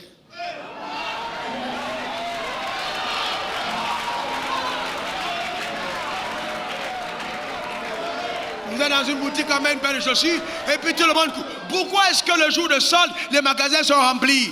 Parce que les choses sont soldées. Mais il y a des articles qu'on ne soldera jamais. Tu n'es pas bradable. Il y a des endroits où il y a 2, 3, 4 clients qui passent par jour. Mais c'est suffisant pour la boutique parce qu'ils ont une certaine valeur. Tu ne peux pas être une fille d'atamé en termes de boutique. Non, il faut rader ton standard. Les hommes n'ont pas à défiler devant toi pour que tu saches que tu es belle. Tu te trompes, non, pas du tout. Tu n'es pas maudit, tu es béni. Dieu t'épargne des discours vains, flatteurs et menteurs, des hommes hypocrites et tordus, parce qu'il te réserve un homme taillé sur mesure, comme un costume sur mesure pour ta propre destinée. Voilà le vrai problème. Tu n'es pas bradable, non. Tu as une destinée en Dieu. L'homme qui saura reconnaître ta valeur, l'homme qui peut porter ce genre de chaussures, il s'approchera de toi. Il dira c'est ça que je veux. On dit non, tu connais le prix. Il dit je ne parle pas de prix, je parle de ce que je veux. Parce que c'est quelqu'un qui ne compte plus l'argent, mais qui répond au désir de son cœur. Que Dieu te bénisse d'une telle visitation. Donne-moi le meilleur de tes amens. Dis encore amen. Dis encore amen. Comment voulez-vous penser que vous avez donné tout votre temps? Depuis dimanche, lundi, mardi, mercredi, vous êtes à l'église tous les soirs. Les gens jouent au billard. Les gens sont en train d'entrer dans les boîtes. Ils sont en train d'aller dans les cafés. Tu as donné ce temps-là pour venir écouter Dieu. Et puis tu penses que tu auras le même sort que les gars qui sont non, c'est pas mon Dieu. Non. Ce n'est pas de mon Dieu qu'il s'agit. Non. Dieu ne peut pas être comme ça. Dieu ne peut pas être comme ça. Tu as chanté à la chorale. Tu es venu aux répétitions. Souvent même, la même chaussure était percée en bas. Et puis tu as scotché. Personne ne sait que tu as une seule paire de chaussures. Mais tu viens chanter. Tu lèves les mains vers le ciel. Et puis on dit que Dieu va te récompenser au ciel. C'est qu'il est mauvais. Non, c'est qu'il est mauvais. Si Dieu n'attend le ciel que pour te faire du bien, alors il t'a puni. Il t'a puni. Parce que Dieu ne peut pas attendre que le ciel pour te faire du bien. Ton enfant, tu l'envoies en Angleterre, tu envoies l'argent. Tes enfants, tu envoies aux États-Unis, en France, tu envoies l'argent. Dieu te laisse sur la terre, tu dis qu'il t'a laissé avec rien. C'est pas vrai. Je vais te montrer dans les minutes qui vont suivre que le diable t'a menti. Le diable t'a menti. Je n'ai pas comme ça. Non, on m'a donné une prophétie et puis je n'ai pas vu. Mon père ne ment pas. Mon père ne ment pas. Mon père ne ment pas. J'ai rêvé et puis c'est pas arrivé. Qui t'a dit que Dieu peut te mentir? Il n'est pas un homme pour mentir, ni le fils d'un homme pour se repentir. Quand il dit, il accomplit, et accomplit certainement. Même quand Abraham a menti, il ne s'est pas repenti. Parce que quand Dieu t'a déjà donné, il ne reprend pas. Et je vais plus loin. Souvent Dieu te donne des choses que tu n'as pas encore vues. Mais elles te sont déjà données. Même ton mensonge est trop petit pour pouvoir effacer ça de la liste des choses qui t'appartiennent. Il t'a déjà donné. Ne te brade pas. Ne te brade pas. Ne te brade pas. Dieu connaît. Dieu te voit. Il sait ce que tu payes comme prix. Ne te laisse pas décourager. Il y a des choses qui viennent avec le temps. Il y a des choses qui viennent avec le temps. Je me rappelle cette époque où même certains d'entre vous en Côte d'Ivoire m'ont vu en train d'aller prêcher avec le même costume dans toutes les mêmes églises. Avec la même chemise. Je suis devenu spécialiste du détachage. Je suis capable d'enlever une tache sur une chemise sans la sécher. Parce qu'il n'y a pas d'argent pour le pressing. Donc je sais comment il faut détacher. Quand il faut faire, je peux m'enlever les taches à partir du miel. Enlever les taches avec le citron. Je connais comment est-ce qu'il faut détacher un habit. Faire intervenir le sel pour donner un éclat à un vêtement. Je sais le faire. Je l'ai appris parce que je n'avais pas d'argent. Mais c'était beau, c'est agréable. de vivre des moments pareils, où tu chantes des cantiques avec ta même chemise. Vous savez, le problème, c'est que beaucoup de croyants ont cru que notre richesse est ce que nous possédons en tant que matériel. C'est pas vrai. C'est pas vrai. C'est ce que nous sommes en Dieu. C'est ce que nous sommes en Dieu. Je vous ai dit hier que certains d'entre vous allaient voir des féticheurs. Moi, je me rappelle de Djambo, ma mère me suit en direct. Je t'ai pardonné, maman. Djambo. Ma mère nous a amenés chez Djambo, le marabout. Moi, je ne l'aimais pas. Il était sale, il avait un gros, il avait un nombril qui sortait comme ça. Et puis, il était vilain. Il ressemblait à son maître. Il y avait des joues. Djambo. Donc, les enfants, moi, je n'aimais pas Djambo du tout. Mais je sens que Dieu, quand Dieu t'a appelé, il t'a appelé. Je regardais Djambo comme ça, je n'aimais pas Djambo. Je n'aimais pas. Il y avait quelque chose en moi qui. Djambo est venu, il a blessé ma tête. Il a blessé partout. Il dit, vous ne l'avez pas pendant 7 jours. Donc, quand je dormais la nuit, je maudissais Djambo. Je dis, Djambo est mauvais. Djambo est mauvais. Il est en train de voir, c'était Djambo. Mais il était sale. Ma mère, femme de commissaire de police, dans toute son élégance, elle est grande, belle. Elle nous prend, on va dans un faux quartier. On entre dans une petite cabane. Et puis tout est sombre. Mais on va voir Djambo. Parce que ma mère pense que Djambo a la puissance. Est-ce que quelqu'un comprend de quoi je parle? Maintenant, vous pensez que pour aller voir un pasteur, il faut qu'il soit en 3 pieds. C'est pas vrai. La puissance, c'est pas l'habit. Non. La puissance, c'est le cœur. C'est ce en quoi on croit. Ce sur quoi on s'appuie. C'est Jésus auquel nous avons cru. Est-ce que quelqu'un comprend de quoi je parle? C'est Jésus auquel nous avons cru. Jésus a demandé, mais quelle voie aller voir dans le désert? Un homme vêtu en habit somptueux? Non. Quelle voie aller voir? Qui allait aller voir dans le désert? C'est qui? Un roi? Non. Un prophète? Oui. Et si vous voulez savoir, cet homme-là, c'était le Élie qui devait venir. Dans le désert, aussi longtemps que tu portes l'huile, les gens te suivent. Quel que soit l'endroit. Quel que soit l'endroit. D'accord? C'est important de le comprendre. Dis à ton voisin, plus jamais comme avant. Dis encore à ton voisin, plus jamais comme avant. Maintenant, tout ça pour vous dire quoi? Que quand vous regardez, et ça c'est vraiment important, suivez le lien qui nous amène à la vérité de ce soir, profonde, simple et accessible. Quand vous regardez ça, pasteur, regarde, révérend, regarde ça. La simplicité, c'est que quand Dieu parle, depuis Adam, depuis la première personne qui a eu la foi, c'était Abel. Depuis le sacrifice d'Abel, tous participent à une chose, à l'avènement du Messie. Personne n'a eu la foi parce qu'il voulait paraître grand. Tous ceux qu'on cite depuis sont tous en train de travailler dans l'accomplissement d'un objectif, la venue de Christ. Donc quand Abel donne le sacrifice, il donne le sang. Il donne en fait à Dieu l'agneau. Il donne en préfiguration à Dieu l'agneau qu'il allait envoyer plus tard. Donc il permet à Dieu de lui donner l'agneau. Donc il pose en premier l'agneau sur l'autel. Maintenant quand vous voyez plus loin, que vous pensez quand on parle, que ce soit Noé, il préserve une génération par rapport à la justice. Quand vous regardez même Abraham, le but de Dieu avec la vie d'Abraham, c'est qu'Abraham, plus tard, le texte a été lu tout à l'heure, va avoir le fils redemandé. Quand le fils est redemandé, Abraham prend le fils, pour raccourcir l'histoire, il l'amène sur la montagne. Mais quand il l'amène sur la montagne, Dieu est en train de trouver le moyen légal par Abraham, par lequel il fera venir son fils. Donc l'acte d'Abraham est une ouverture qu'Abraham donne à Dieu pour que Dieu fasse venir Jésus. Donc tous ces hommes, que ce soit Sarah, que ce soit Abraham, que ce soit Moïse, que ce soit tous ces hommes cités dans le livre d'Hébreux comme étant des hommes de foi, ont tous participé à une seule chose, à l'avènement du royaume de Dieu. C'est fort. Ils sont tous venus pour l'avènement du royaume. Dis à ton voisin, heureusement le royaume est arrivé. Amen. Ils sont venus pourquoi? Pour le royaume, n'est-ce pas? C'était pourquoi? Pour le royaume. Maintenant, pour conclure,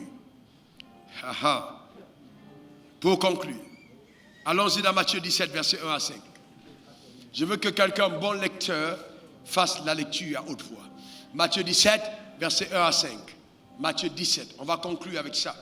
On conclut avec ça et on va prier. On va conclure avec ça et on va prier. Matthieu 17, verset 1 à 5. D'accord? On attend tout le monde présent. Je veux un bon lecteur ou lectrice qui va lever la main ici devant, qui lit avec aisance, qui ne confond pas le français à son dialecte vernaculaire.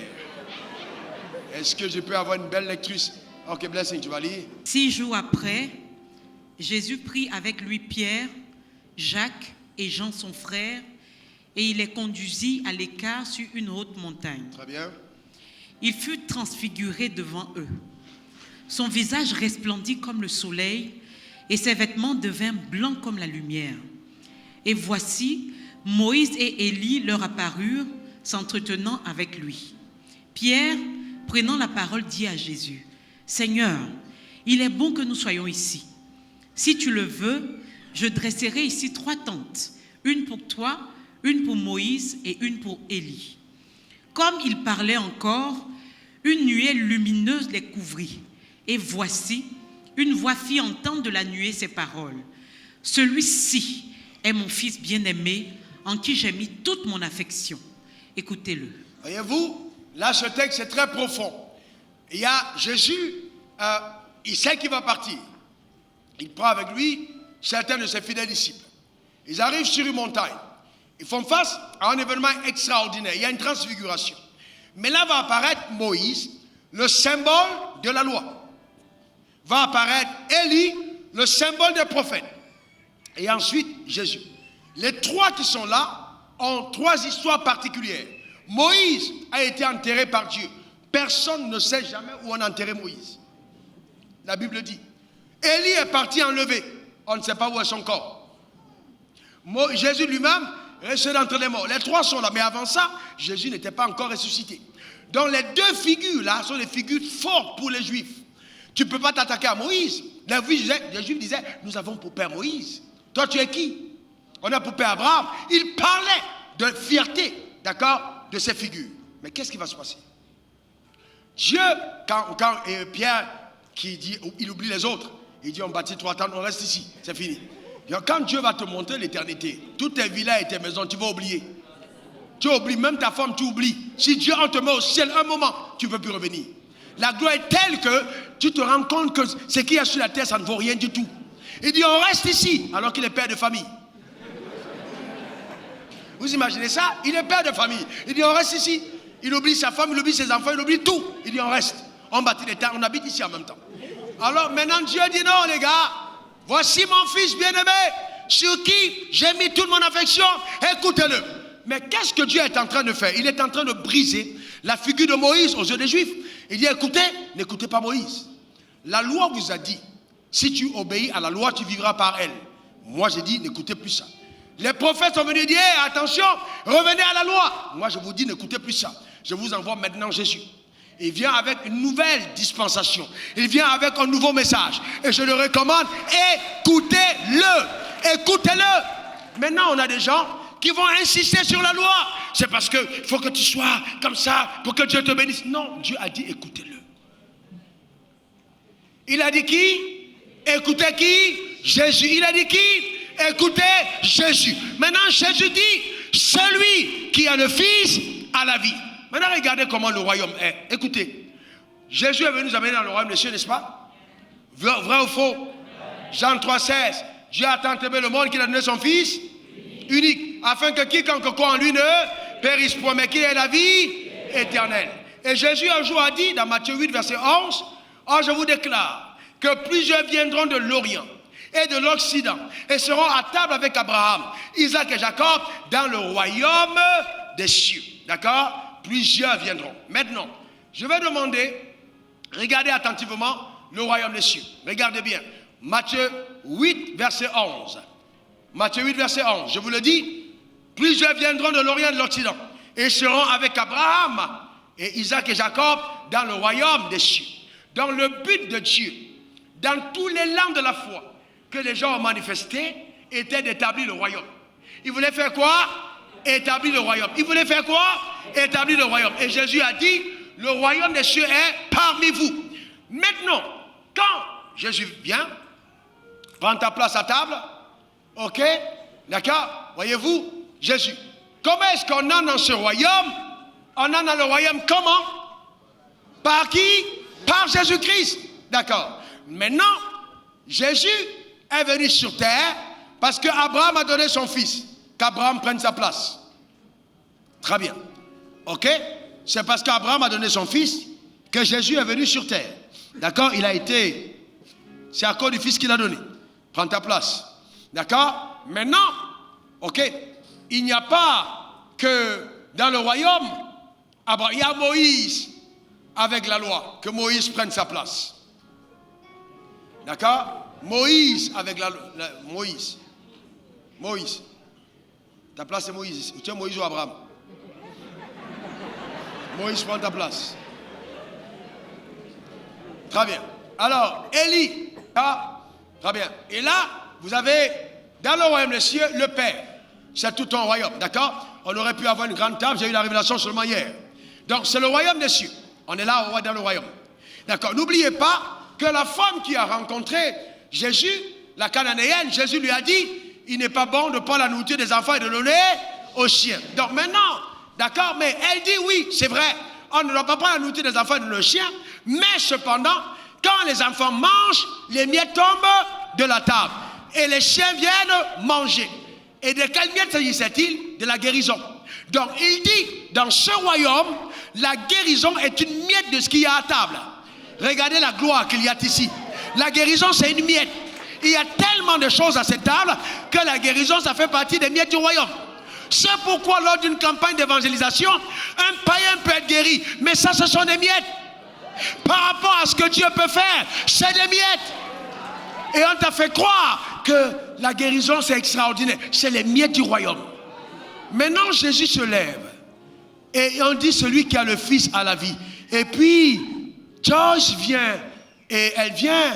Les deux personnes, comment est-ce qu'ils entrent dans le royaume? Ils entrent dans le royaume parce qu'ils demandent pardon pour leur péché. On est d'accord? Très bien. Regardez ce que Dieu dit. La Bible dit dans 2 Corinthiens 5, verset 17. Si quelqu'un est en Christ, il est une nouvelle créature. Les choses anciennes sont passées. Voici, toutes choses sont devenues nouvelles. Mais maintenant, comment est-ce qu'il devient une nouvelle créature? Parce qu'il a cru. Romains 10, 9, 10. Affichez Romains 10, 9, 10. Restez là où vous êtes devant Jésus. Romains 10, 9, 10. Rapidement, Romains 10, 9, 10. Si tu confesses de ta bouche le Seigneur, allons-y ensemble. Si tu confesses de ta bouche le Seigneur Jésus, et si tu crois dans ton cœur que Dieu a ressuscité, je pose une question. Comment on fait pour être sauvé? On reprend. Faites-le à haute voix, s'il vous plaît.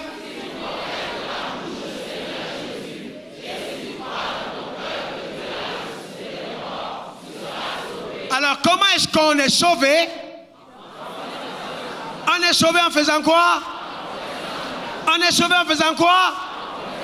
Est-ce que tous ceux qui confessent de la bouche sont sauvés? Verset 10. Verset 10. Car, on va ensemble. En croyant du cœur, qu'on parvient à la justice, et c'est en confessant de la bouche qu'on parvient au salut. Revenons encore. 1, 2, 3.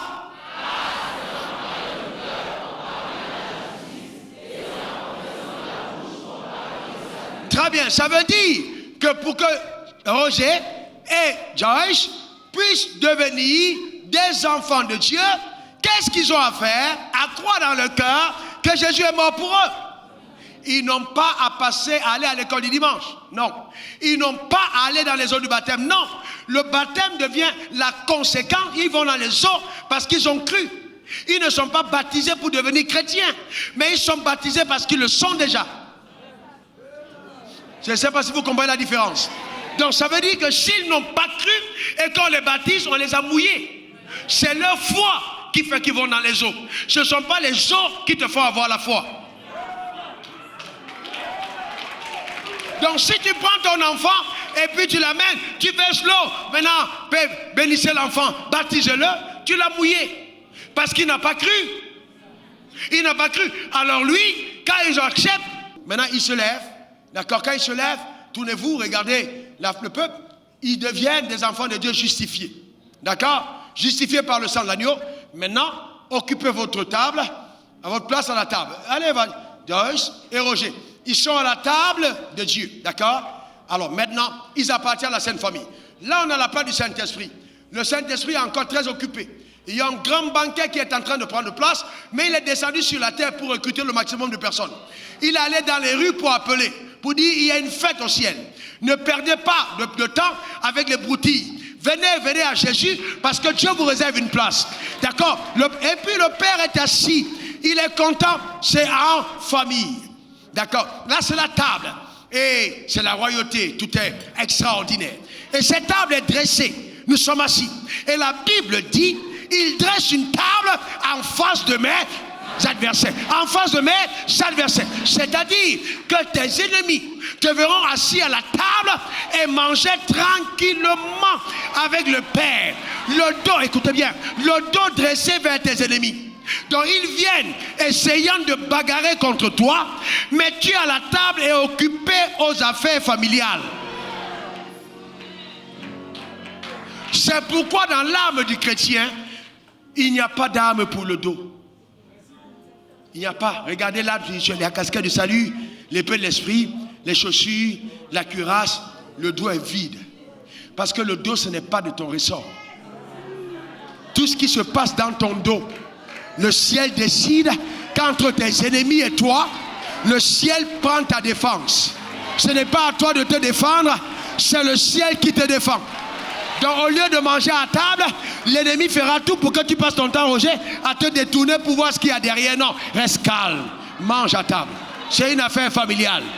Maintenant, il se trouve que pendant qu'on est en train de manger à table, il arrive un problème avec les enfants de Dieu. Maintenant, levez-vous un peu. Montrez-vous à la foule. D'accord? Regardez. Qu'est-ce que vous regardez? Remarquez sur leurs vêtements. Vous remarquez une tache noire, n'est-ce pas? Je vous pose une question. La tache noire qui est ici le symbole du péché est posée sur leurs vêtements de la justice. Est-ce que cette tache change le fait qu'ils ont un vêtement? Je vous pose une question. Vous savez que beaucoup d'entre vous, vous pensez que parce que vous avez péché, vous êtes devenu païen? Non. Le péché ne change pas ta nature.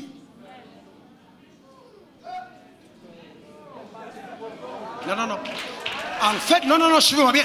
Le péché ne change pas ta nature. Et qu'est-ce que Moïse te fait croire? Dans la loi dit, si tu n'as pas obéi à tous les commandements de la loi, tu ne vivras pas.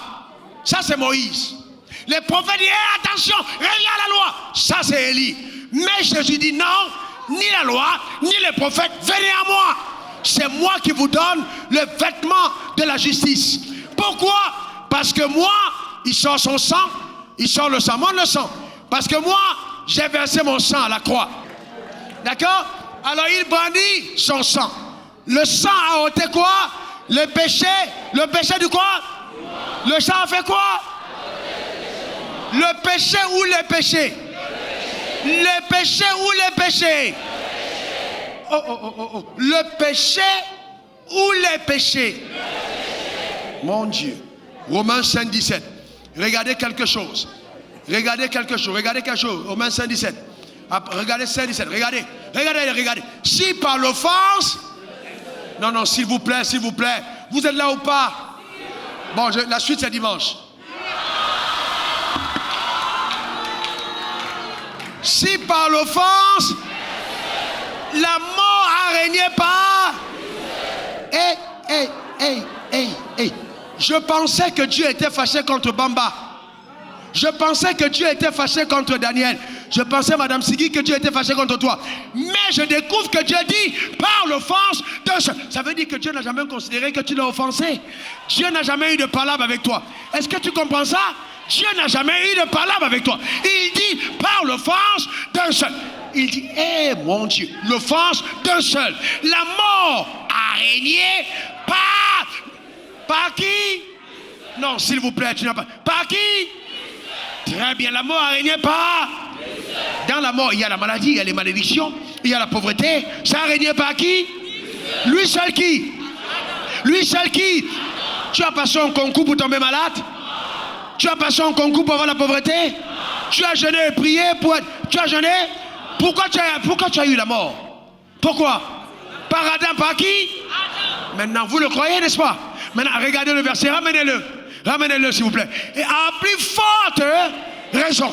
Ça veut dire que si ça a été effectif par la mort, la vie est plus forte que la mort. C'est pour ça qu'il y a plus forte raison. Ceux qui reçoivent l'abondance de la grâce et du don de la justice régneront-ils dans la vie par Jésus-Christ, lui seul. Amen. Par Jésus-Christ, lui seul. Ça veut dire que Joyce et Roger ne sont pas entrés là parce qu'ils étaient beaux. Ils sont entrés là par Jésus-Christ, lui seul.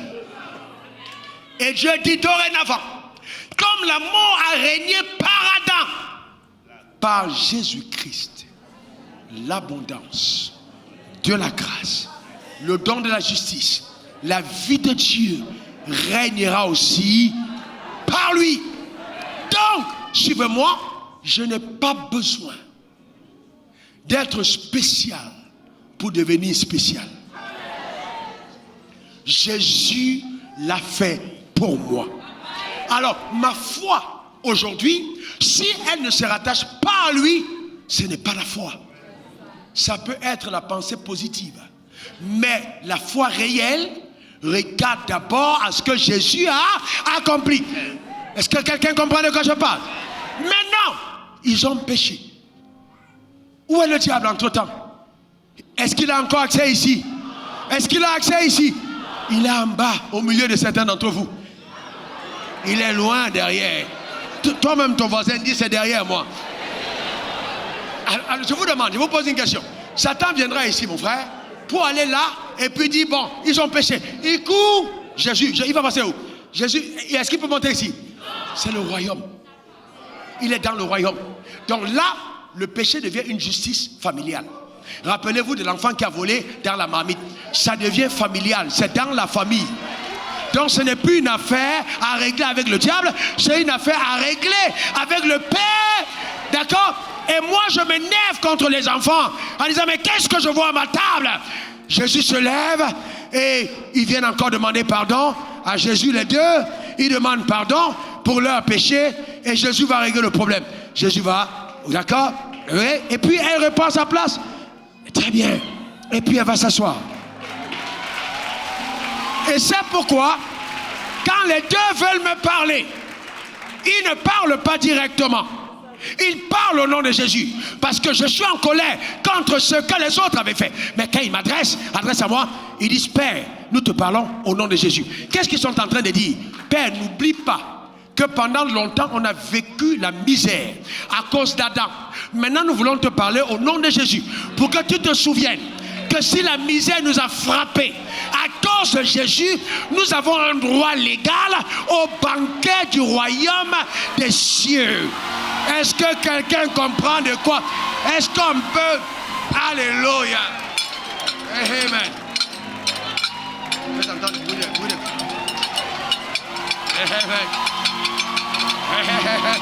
Alléluia. Oh, il y a un toast. Alléluia.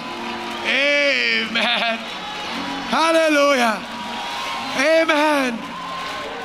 Et vous allez vous rendre compte que chaque fois que Dieu parle le doigt d'huile la tête, quand il te oint, les richesses suivent. Il n'y a pas d'onction sans richesse.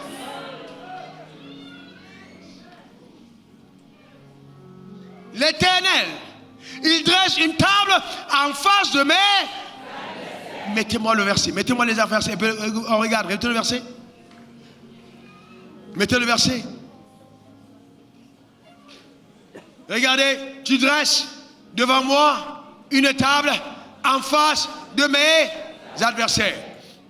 Tu induis ma tête et ma coupe déborde. Vous voyez, on parle là de l'onction.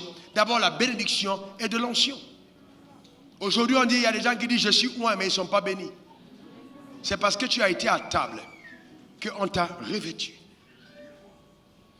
Alors maintenant quand tu as cette table du royaume où les miettes guérissent, qu'est-ce que Dieu ne peut pas te donner? Tu deviens un héritier. Abraham est en face et puis il sourit quand il vous regarde. Il dit waouh, Joyce, Roger. Oh, il regarde le Père et puis il dit au Père, je ne savais pas que c'était tout ça que tu me réservais. Mais il dit au Père, je me rappelle, j'avais quand même vu leur visage. Quand je regardais, là, je rappelle ce visage. Je l'avais vu du côté d'Abidjan. Ouais, je me rappelle, papa. Tu m'as pas. Parce que la vie continue au ciel et il cause. Et Moïse regarde et Moïse dit, heureusement pour vous, à notre époque, hein, vous ne serez pas comme ça. C'était compliqué. Et Élie regarde, il dit, regarde même comment je suis habillé. J'ai vendu que des sauterelles dans le désert. Je ne savais pas qu'on pouvait être dressé, habillé aussi sapé que Jésus. Voyez-vous? Mais il est quand même dans le royaume. D'accord, c'est un royaume de diversité. Chacun dans sa classe, chacun dans sa dimension. Mais nous sommes à table. Nous sommes à table. Est-ce que quelqu'un comprend? Nous sommes à table. Est-ce que quelqu'un comprend de quoi je parle? Nous sommes à table. Voyez-vous? Donc c'est important de comprendre qu'à la table de Dieu, Dieu t'accorde tout ce que tu demandes. Il n'y a rien que le ciel soit à même de te refuser aussi longtemps que tu es citoyen de ce royaume. Aussi longtemps. Et il a tellement montré la beauté de cette phrase, ma fille, quand à la croix, la première personne qui est entrée au ciel n'était pas un gars qui a fait l'école du dimanche. Ce n'était pas un prédicateur d'évangile. C'était un brigand. Jésus a regardé et dit aujourd'hui, je te dis en vérité, toi et moi, on sera ensemble au ciel. Et ce gars est entré au ciel avant Abraham. Il est entré au ciel avant Moïse. Il est entré au ciel avant Élie. Il était le premier à entrer au ciel. C'était un bandit. Et les gens te font croire que tu as besoin d'être la personne. Non, c'est Jésus qui te rend extraordinaire.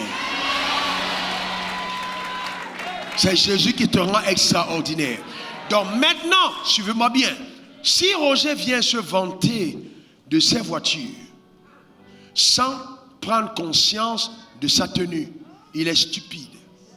Parce que le trafiquant de drogue peut avoir les voitures. Parce que le voleur peut avoir des voitures. Si Joyce vient se vanter de sa beauté physique, mais ne tient pas compte de sa robe, les call girls sont souvent plus belles. Elle aura perdu conscience de ce qui fait elle. Ce qui fait nous, ce n'est pas ce que nous avons. C'est d'abord ce que nous sommes. C'est d'abord ce que nous sommes. Et qu'est-ce que le diable essaie de nous faire croire? Parce que nous n'avons pas eu les choses, alors nous ne sommes rien. Ce n'est pas vrai. Nous sommes d'abord parce que nous avons cru en lui. Quand nous allons laisser nos voitures, nos maisons, nos maris, nos femmes, ce qui comptera, c'est cette robe que nous portons avec fierté dans cette génération. Pour dire, même si nous mourrons en Christ, sachant que celui qui croit en Jésus vivra même s'il est mort. Voilà la belle espérance que le croyant a. Ce n'est pas une espérance matérielle. Maintenant, suivez-moi bien. Le matériel arrive dans la vie. Tu peux m'apporter les paquets là rapidement, tu les as gardés loin. D'accord, c'est. Regardez ça. Apportez les 2 paquets, merci, merci. Ok, très bien. Prenez vos paquets, prenez-les, chacun. Ok? Ok, très bien. Vous avez détaché les paquets? Non? Ok. Ok, très bien, très bien. Vous deviez les emballer. Ça va? Et ça avec ça. Ça ici, c'est appelé le salut. C'est le plus gros et le précieux paquet qu'ils ont. Maintenant, quand ils l'ouvrent et qu'ils le déballent, sors-moi un de tes cadeaux là-dedans. Ça, c'est le salut principal. Ok. Ils ont la paix. C'est dans. Montre-moi ce qu'il y a dans ton cadeau. Montre-moi. Ok. Ça, tu peux donner ça à quelqu'un aussi. Donne ta. Là. Ok. Ça, c'est un autre. C'est la gloire. Ça fait pas. Mais tout ça, c'est dans le salut. D'accord? On peut laisser ça. Cherche encore un autre paquet pour toi, un autre cadeau pour toi. Qu'est-ce qui est écrit dedans? L'honneur. Ok? Cherche encore quelque chose dedans. Qu'est-ce qui est écrit? Bon, paix. Qu'est-ce qu'il y a ici? Il y a quoi? Richesse. Tout ça, ça fait partie du salut. La santé, ça fait partie du salut. C'est pour ça que quand elle déballe ses paquets et que ça tombe par terre, ça fait partie des miettes. Et la femme là vient, elle dit, les miettes qui sont tombées dans du gros paquet, est-ce que je peux le ramasser? Est-ce que je peux ramasser? Parce que ça fait partie du gros paquet. En fait, une personne qui a déjà le salut a tout ce dont elle a besoin. Donc tout ce que tu demandes est déjà dans ton paquet. C'est déjà dedans. Tout ce que tu demandes est dedans. L'honneur, la richesse, la puissance, la gloire, c'est dans le salut. Tu l'as. Je déclare sur ta vie la jouissance de ton paquet que le ciel t'a accordé. Au nom suprême de Jésus. Que quelqu'un dise je reçois. Que quelqu'un dise je reçois. Le vrai problème, c'est que beaucoup d'entre vous n'avez pas déballé votre paquet. Et vous cherchez ce qui est dedans. C'est dedans. Elle peut être en train de chercher. Voyez, c'est dedans. Elle va courir pour dire je m'en vais au marché chercher. Non, c'est déjà dans le paquet. Il faut le déballer pour voir. C'est déjà dans le paquet. Tu l'as déjà. Tu l'as. Écoutez-moi bien, laissez-moi terminer avec ça. Dis je l'ai déjà. Dis je l'ai déjà. Vous pouvez rester debout si vous voulez. Écoutez-moi bien. Qui a suivi le match de la Coupe du Monde? Qui a suivi quelques matchs? Qui a suivi la finale? Qui a suivi la finale? Vous savez, il y a certains d'entre vous qui aimaient le Brésil, on les a battus. Qui a gagné le match? Et le Brésil a joué contre qui? Non? Le Brésil a qui a éliminé le Brésil? La Belgique. C'est le score, c'est combien? Bon, 2-1. Ok. Disons 2-1. Moi, j'aimais bien le Brésil, on les a éliminés.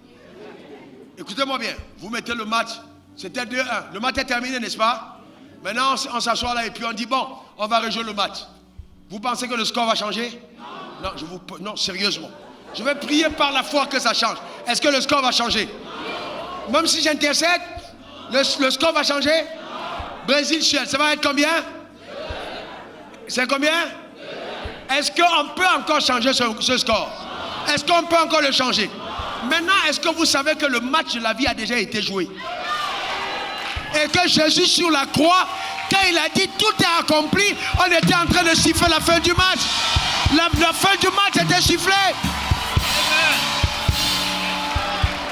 Quand Jésus est mort sur la croix, Dieu a pris son sifflet. Il dit maintenant,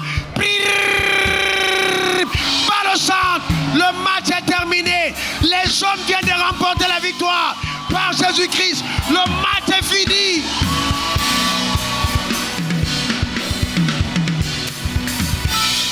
Est-ce que quelqu'un comprend de quoi je parle? Il a dit tout est. Il a dit tout est. Mais ça veut dire quoi?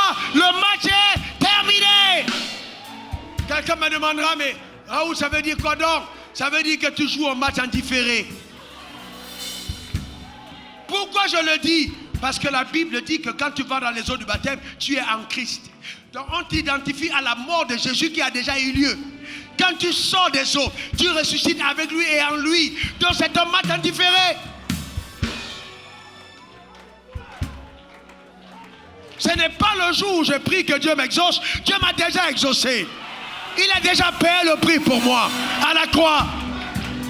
C'est un match en différé. Quel que soit ce que tu demandes, tu l'as parce que c'est déjà pour toi.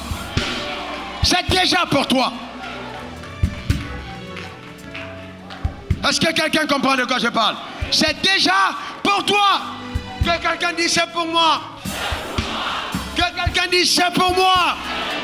Que quelqu'un dise c'est pour moi. Je vous demande, vous avez compris ce que j'ai dit? Qu'est-ce que Jésus a dit? Qu'est-ce que Jésus a dit? Qu'est-ce que Jésus a dit? Et quel est le thème du séminaire? Le thème du séminaire c'est quoi? Et qu'est-ce que Jésus a dit? Oui, le même tout revient. Le même tout revient. Tout ce que tu veux obtenir par la foi a déjà été accompli pour toi. Est-ce que quelqu'un peut rendre grâce à Dieu? Est-ce que quelqu'un peut rendre grâce à Dieu? Est-ce que quelqu'un peut rendre grâce à Dieu? Est-ce que quelqu'un peut célébrer Dieu? Est-ce que quelqu'un peut bénir le nom de Jésus? Est-ce que quelqu'un peut acclamer pour le Seigneur? C'est déjà accompli. Yes! Alléluia!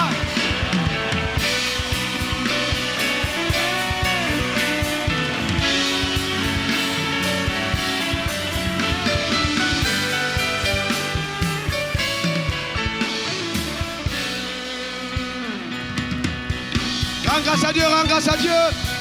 Rends grâce à Dieu, rends grâce à Dieu. Élève tes mains, rends grâce à Dieu.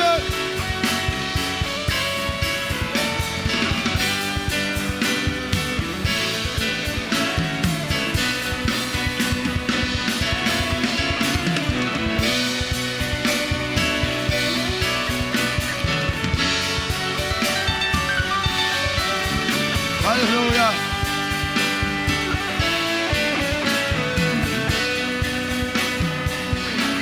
Merci Seigneur. Alors maintenant, quelqu'un me dit, pasteur, mais pourquoi donc ce que je traverse? Regarde dans Philippiens 2, verset 13. On va prier. Philippiens 2, 13. Regarde Philippiens 2, 13. Mettez Philippiens 2, verset 13. Regardez Philippiens 2, 13.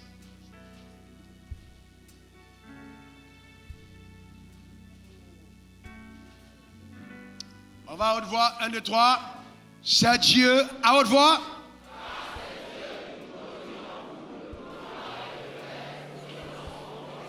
Encore. C'est Dieu qui produit en vous le vouloir et le faire selon. En d'autres termes, écoutez-moi attentivement. Le match était en différé. Le vouloir de ton cœur indique qu'à cette partie du match, il y a tel événement qui a eu lieu. Est-ce que quelqu'un comprend de quoi je parle? Donc, je ne désire que ce qui m'est réservé. Je ne désire que ce qui m'est réservé. Donc, si j'ai envie d'être en bonne santé, c'est parce que Dieu a mis en moi le vouloir de la bonne santé. Et il va mettre aussi le faire. C'est pourquoi, après toutes les victoires de la foi, on donne honneur et gloire à l'agneau. Honneur et gloire à Jésus. Parce que c'est lui qui a tout accompli. Quelle que soit la foi que nous avons d'abord foi en ce qu'il a fait. Si ce n'était pas lui, aucune de notre foi ne serait comptée comme une foi réelle. Car il a payé le prix pour nous. Maintenant, hier, je vous ai demandé, mettez votre sujet de prière dans une enveloppe. Ceux qui l'ont fait, levez-le devant le trône de la grâce. Levez-le devant le trône de la grâce. Tu as ton sujet, tu peux le prendre, tu reviens avec. Et levez-le devant le trône de la grâce. Si vous l'avez fait, prenez-le, revenez avec. Tu as ton sujet de prière, allez le chercher, venez avec. On va prier maintenant, on va prier devant le trône de la grâce. On va prier simplement. On va prier dans une enveloppe. J'ai dit, n'utilisez pas l'enveloppe des offrandes pour la faire. Utilisez votre propre enveloppe. Si vous êtes venu et que vous n'aviez pas cette instruction, notez sur un bout de papier, ne mettez pas dans une enveloppe. Tenez simplement devant le trône de la grâce, allons prier. Ce en quoi tu crois, au-devant du trône de Dieu pour. Il est devant le trône de la grâce, il est devant le trône de la grâce, il est devant le trône de la grâce, il est devant le trône de la grâce. Rends grâce à Dieu, rends grâce à Dieu, rends grâce à Dieu, rends grâce à Dieu. Rends grâce à Dieu, rends grâce à Dieu, rends grâce à Dieu. Rends grâce à Dieu, rends grâce à Dieu, rends grâce à Dieu. Rends grâce à Dieu, rends grâce à Dieu.